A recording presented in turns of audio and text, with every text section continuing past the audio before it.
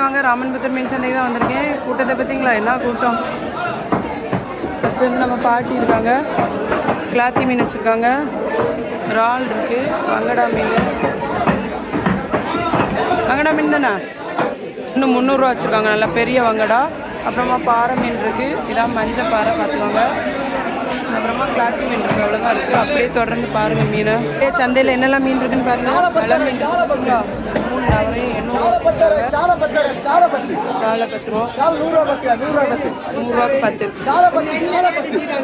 நம்ம அக்காட்ட என்ன மீன் சந்தையில் பயங்கர கூட்டமாக இருக்குது பார்த்தீங்களா.